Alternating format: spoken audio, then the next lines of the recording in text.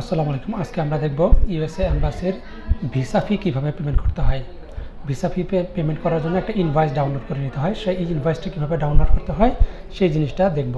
তো সেটা দেখার জন্য আমাদের ক্রোম ব্রাউজারে যেতে হবে, যে সেখানে লিখতে হবে portal.usatraveldocs.com। যদি আপনি এটা লিখেন, লেখার পরে আপনার এই ইন্টারফেসটা আসবে। তো এই ইন্টারফেসে আসার পরে আপনাকে এখানে একটা নতুন ইউজার ক্রিয়েট করে নিতে হবে। এখানে দেখবেন নিচে লগ ইনের নিচে দেখবেন নিউ ইউজার একটা অপশন আছে। নিউ ইউজার থেকে আপনাকে একটা নতুন ইউজার ক্রিয়েট করে নিতে হবে। আর যদি ইউজার থাকে আপনি এখান থেকে ইমেল অ্যাড্রেস এবং পাসওয়ার্ড দিয়ে লগ ইন করে নেবেন। আমরা একটা নিউ ইউজার ক্রিয়েট করে দেখাচ্ছি যে কীভাবে নিউ ইউজার ক্রিয়েট করতে হয়। আমি একটা নিউ ইউজার ক্রিয়েট করতেছি। নিউ ইউজারে আসলে আমাকে প্রথমে কান্ট্রি সিলেক্ট করতে হবে। বাংলাদেশ সিলেক্ট করে নিচ্ছি। এখন মেল অ্যাড্রেস দিতে হবে। এখানে আমি আমার মেল অ্যাড্রেসটা দিয়ে দিচ্ছি। তো এখানে আমি ইমেল অ্যাড্রেস, আমার নাম এবং পাসওয়ার্ড দিয়ে দিয়েছি। তো এইটা আমরা প্রাইভেসি পলিসিটাকে অ্যাগ্রি করে নিচ্ছি, করে সাবমিটে ক্লিক করলাম। তো আমার নতুন ইউজার আইডি ক্রিয়েট হয়ে গিয়েছে। এখন আমাকে যেটা করতে হবে, এখান থেকে একটা ইনভয়েস, আমরা নতুন অ্যাকাউন্ট কীভাবে ক্রিয়েট করতে হয় সেটা দেখিয়েছি। এখন আমরা দেখতেছি আমরা একটা অ্যাকাউন্ট ক্রিয়েট করা আছে, সেই অ্যাকাউন্ট থেকে কীভাবে আমরা ইনভয়েস ডাউনলোড করা যায় সেটা আমরা দেখাবো। তো আমরা এখানে আমাদের ইমেল অ্যাড্রেস এবং পাসওয়ার্ড দিয়ে প্রাইভেসি পলিসি অ্যাকসেপ্ট করে লগ ইন করে নিচ্ছি। তো আমরা লগ ইন করার পরে আমাদের এই ইন্টারফেসটা আসবে। এই ইন্টারফেসে আসলে পরে আমাকে প্রথমে আমাদের passport number, passport issue date, তারপরে passport issue country, date of expiry, date of birth, nationality, name, first name last name, এগুলি ফিল আপ করতে হবে। এবং আমাদের যে ডিএস 160 ফর্ম ফিল আপ করেছি, সেই ডিএস 160 ফর্মের নাম্বারটা আমাদের এই ঘরে বসাইতে হবে। তারপর আমাকে ফোন নাম্বার দিতে হবে। ইমেল অ্যাড্রেস আগে থেকে দেওয়া থাকবে। এখানে আমি অ্যাড্রেস দিব, সিটি এবং পোস্ট কোড দিয়ে কন্টিনিউ করব। আচ্ছা, এইখানে আমি যেহেতু এখানে সিঙ্গেল যাবে না, এখানে ওনার সাথে তার এক ফ্রেন্ড, দুজন একসাথে ফিঙ্গারপ্রিন্ট দিবে।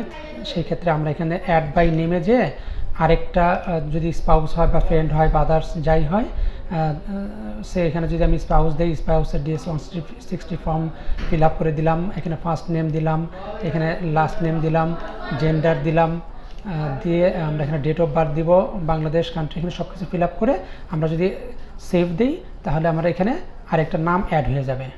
তো আমরা যদি এইভাবে আমরা একাধিক নাম আমরা এইভাবে একসাথে অ্যাড করতে পারি। আমরা 4-5 জনের একটা গ্রুপ ফিঙ্গারের ডেট নিতে পারি। ফ্যামিলি যখন নিব তখন এইভাবে নিতে হবে। আর যদি না থাকে তাহলে আপনি এখানে দিবেন না, এখানে ক্রস দিয়ে দিবেন। তো আমি এইটা ডুয়েটই দেখাচ্ছি। দুইজনে যদি একসাথে ওনারা দাঁড়াবে, একসাথে দেখাচ্ছি। এখানে আমি কন্টিনিউ দিয়ে দিচ্ছি। এরপরে এখানে জিজ্ঞেস করছে যে are you citizen or residence of Bangladesh, current present in Bangladesh, yes. এরপরে আর ইউ আন্ডার 14, নো, আমি আন্ডার 14 না। Are you renew visa, no, visa renew না, নো, এটা টোটালি নিউ ভিসা, রিনিউ না। তো এরপরে আমাকে এখানে ঢাকা সিলেক্ট করে দিচ্ছি। যদি সিলেট বা চিটাগং থেকে দিতে চাই কেউ, তো সিলেট বা চিটাগং এখানে দিয়ে দিবেন। দিয়ে আমরা কন্টিনিউ করে দেব, দিয়ে কনফার্ম করব। কনফার্ম করে আমরা এখানে ক্যাশ পেমেন্ট ইবিএল, এখান থেকে ক্যাশ পেমেন্ট ইবিএলে ক্লিক করব। এইখানে ক্লিক করলে আমরা আমাদের এই ইনভয়েসটা পেয়ে যাব। এটা আমাদের ইনভয়েস। এই ইনভয়েসটা যদি আমরা প্রিন্ট ফরম্যাটে বা সেভ ফরম্যাটে যাই, তাহলে আমরা এখান থেকে সেভ করে নিতে পারবো। এইখান থেকে আমরা এই ইনভয়েসটাকে সেভ করে নিচ্ছি। আমাদের ইনভয়েস ডাউনলোড করা হয়ে গেছে। তো আমাদের ইনভয়েসটা নিয়ে আমরা জাস্ট ব্যাংকে যে পেমেন্ট করব। তো পেমেন্ট করার পর আবার এইখানে আসতে হবে, এই পর্যন্ত আসতে হবে। এই পর্যন্ত আসার পরে পেমেন্টটা 24 ঘন্টা সময় লাগে। ব্যাংকে পেমেন্ট করার পর 24 ঘন্টা সময় লাগে আপডেট হইতে। তো 24 ঘন্টা পরে যখন আপডেট হবে, তখন আমরা এই অপশনে আসলে এখানে রিসিপ্ট নাম্বারগুলো অটোমেটিক নিয়ে নিবে এবং আমরা কন্টিনিউতে গিয়ে আমরা ডেটটা নিয়ে নিতে পারবো।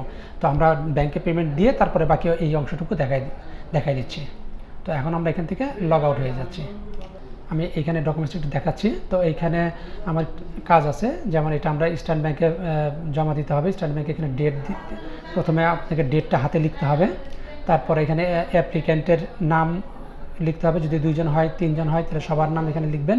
পাসপোর্ট নাম্বার, সবার পাসপোর্ট নাম্বারগুলো এখানে লিখবেন। এখানে আমাদের টাকা আসছে 43,660 টাকা। যেহেতু আমরা এখানে 2 জনের দিয়েছি, এই জন্য 43,460 টাকা আসছে। এখানে আপনি কথায় লিখবেন, কথা ইয়াটা। আর মানে কোন নোট কীভাবে সাবমিট করবেন সেটা এখানে নোট নাম্বারগুলো এখানে দিয়ে দিবেন। 1000-এর নোট কয়টা, 500 নোট কয়টা, এটা এখানে দিয়ে দিবেন। তারপরে লাস্ট পেজে এসে আপনার কাজ আছে, যে ডিপোজিট করতেছে যদি ট্রাভেলার হয় সে নিজে ডিপোজিট করতে তার নাম এখানে দিতে পারেন, ডেট অফ বার্থ, যিনি ডিপোজিট করবেন জাস্ট তারটা দিলে হবে। এখানে ট্রাভেলার ছাড়াও অন্য কেউ ডিপোজিট করতে পারে, কোনো সমস্যা নেই। যিনি ডিপোজিট করবেন তার ডিপোজিটরের নাম, ডেট অফ বার্থ, অ্যাড্রেস, তারপরে সিগনেচার দিয়ে আপনার সাথে যেই কাজটা করতে হবে এই ফর্মটার সাথে ট্রাভেলারের পাসপোর্টের ফটোকপি এবং যিনি টাকাটা জমা দিচ্ছে তার এনআইডি কার্ডের ফটোকপি সাথে অ্যাটাচ করে আপনি ব্যাংকে টাকা জমা দিয়ে দিবেন। আগামী 24 ঘন্টা পরে আমরা এই জিনিসটা আবার দেখাবো। এটা আপডেট হওয়ার পর আমরা ডেটটা কীভাবে নিতে হয় সেটা আমরা দেখাই দেবো।